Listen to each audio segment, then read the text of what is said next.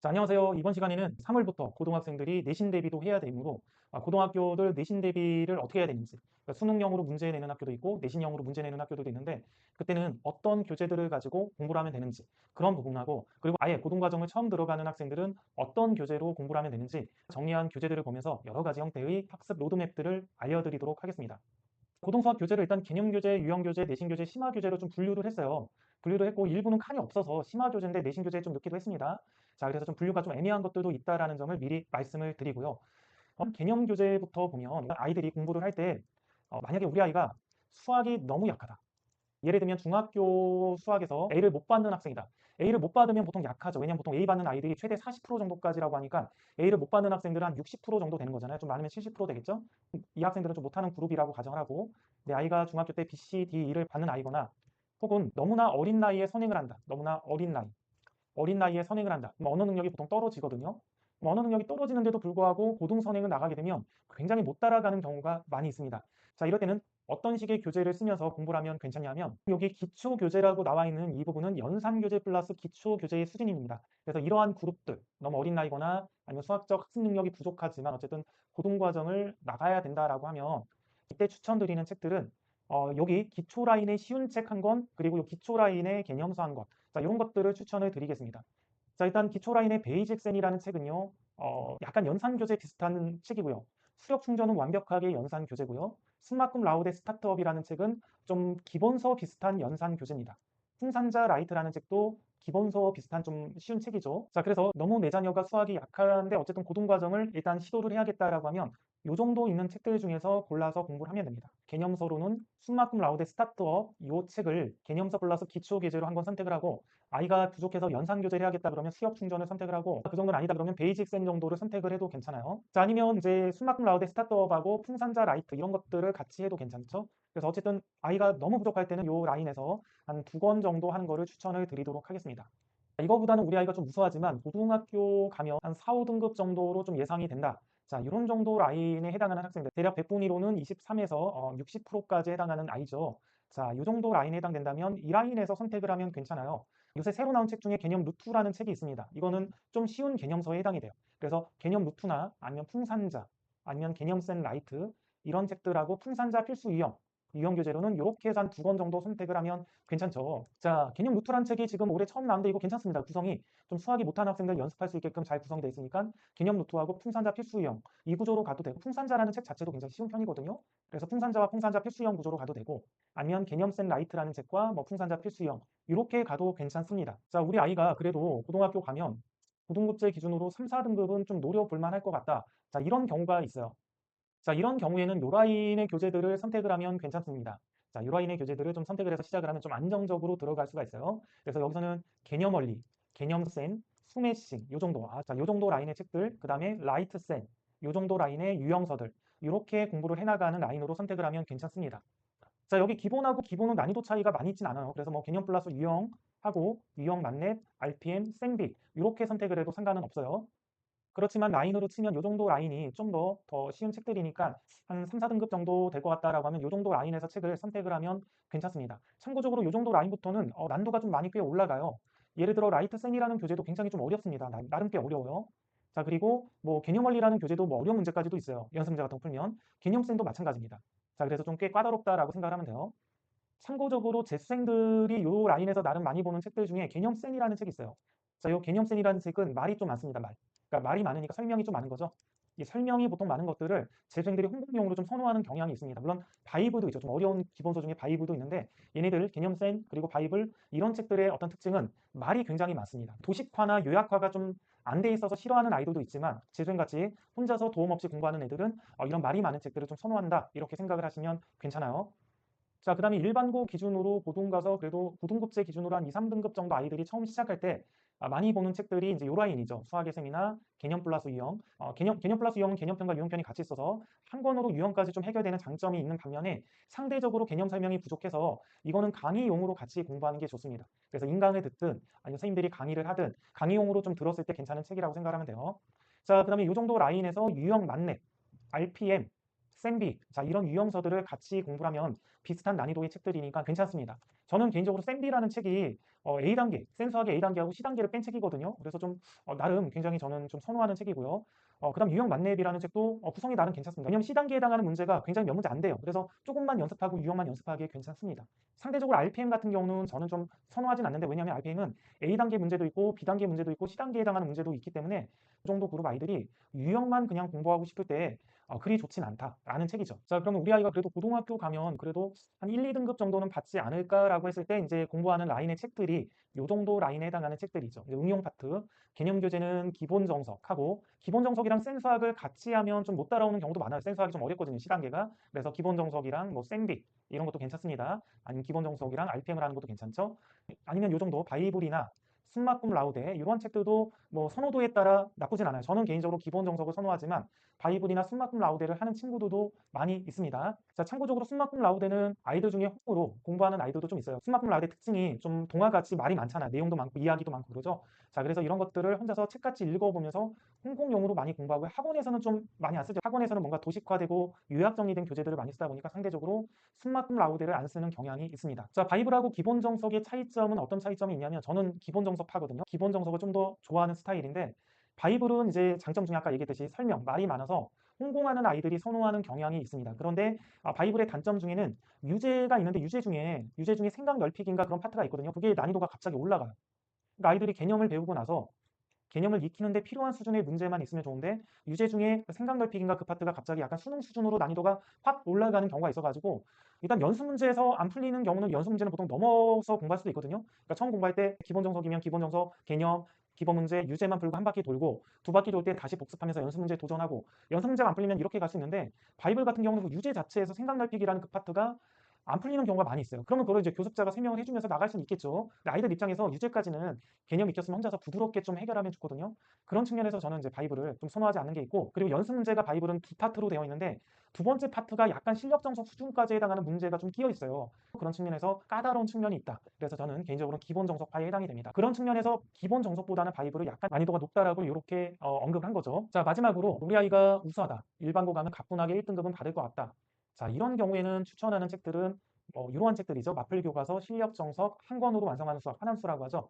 자, 이러한 책들 같은 경우는 어려운 개념까지, 심화 개념이라고 하죠. 어려운 문제를 푸는데 도움이 되는 심화 개념까지 다 들어 있습니다. 자, 상대적으로 마플 교과서는 약간 쉬운 개념부터 심화 개념, 어려운 개념까지 모든 개념이 다 들어 있어요. 그 대신 양이 엄청 많습니다. 양이 엄청 많아서 이거를 끝내는 게 좀 만만치가 않아요. 실력 정석은 보통 이제 어려운 개념만 들어 있죠. 그래서 이거는 혼자 하겠는 거는 만만치 않고, 강의용으로 선생님들이 좀 개념 설명을 풍부하게 해주면 괜찮은 책이고요. 한 권으로 완성하는 수학 같은 경우도 역시 어려운 문제를 푸는데 필요한 개념들이 다 들어 있습니다. 자, 그래서 최상위권 그룹 같은 경우는 마플 교과서, 실력 정석, 한한수 이런 것들을 하면 괜찮겠죠. 그러니까 처음 수학을 공부할 때 최상위권 같은 경우는 일단 마플 교과서를 가지고 양이 무수히 많지만, 최상위권들은 의욕도 많고 의지도 강하고 또 문제 푸는 속도 빠르니까 이 많은 양을 하면서 쉬운 개념부터 어려운 개념까지 한번 쭉 정리하고, 그다음 복습용으로 실력 정석을 한 번 또 하고 복습으로, 그 다음에 다시 한번 복습용으로 한한수까지 하면 완벽하겠죠. 왜냐하면 보통 어차피 최상위권 그룹 같은 경우는 미리 선행을 하잖아요. 그러면 이제 고등과정을 보통 언제 선행하냐면, 얘네들은 초등학교 한 6학년 정도면 선행을 할 수 있거든요.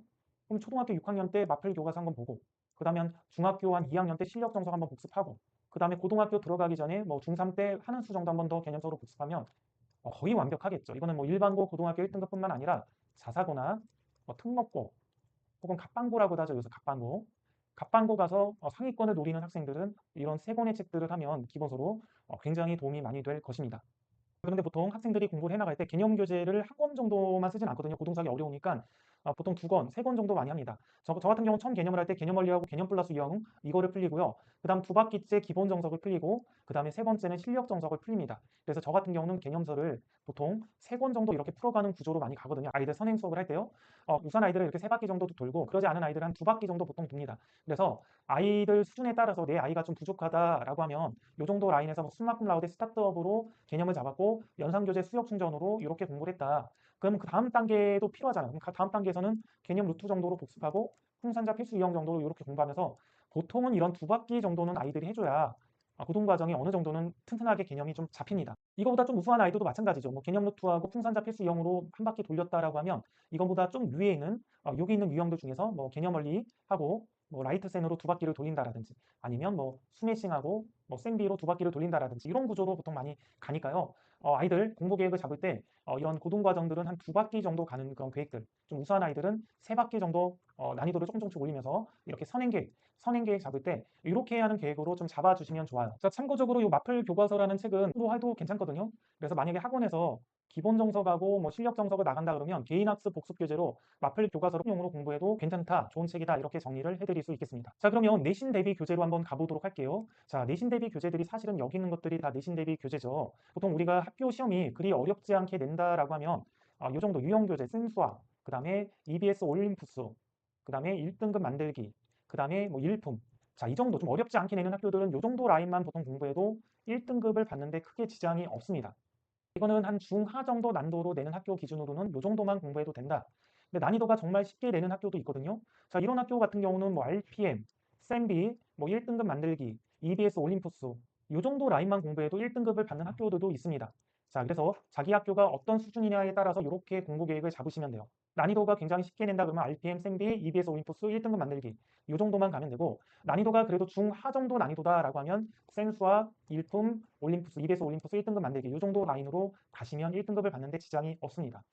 자, 근데 난이도가 이제 중상급으로 내는 학교들이 있죠. 중상. 그러니까 학군지 학교들 중에서 뭐 과학중점 고등학교라든지 과학중점, 박반고까지는 아니지만 학군지에 있는 어떤 학교들, 좀 어느 정도는 좀 어렵게 내는 학교들, 이 중상 난이도로 내는 학교들은 대부분 뭘 내냐면 모의고사 유형들을 냅니다. 그래서 이 정도 라인부터는 자이스토리 같은 거를 푸는 게 도움이 됩니다. 이게 모의고사 문제들만 모아놓은 거죠.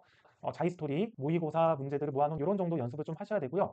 만약에 이제 중상 정도 낸다 그러면 일품, 그 다음에 고쟁이, 그 다음에 올림푸스 고난도 이 정도 라인까지는 공부를 해야 1등급을 받습니다. 제가 이렇게 칠한 것들은 뭐냐면 다 많이 보는 책들이에요. 상대적으로 뭐 EBS 올림푸스 고난도는 학교생들 책상 보면 다 꽂혀 있거든요. 이것도 다 꽂혀 있죠. 이것도 다 꽂혀 있습니다. 그래서 많이 봅니다. 아이들도 많이 풀고요. 그 다음에 내신 고쟁이 같은 경우도 아주 극도로 어렵진 않으면서 유형별로 잘 분류가 돼서 내신 대비용으로 또 많이 풉니다. 중상 난도로 내는 고등학교에서 1등급을 받기 위해 노력하는 애들은 보통 뭐 생수학 이런 건 미리 다 풀었죠. 이런 거 다 거의 다 풀어놨습니다. 아이들이.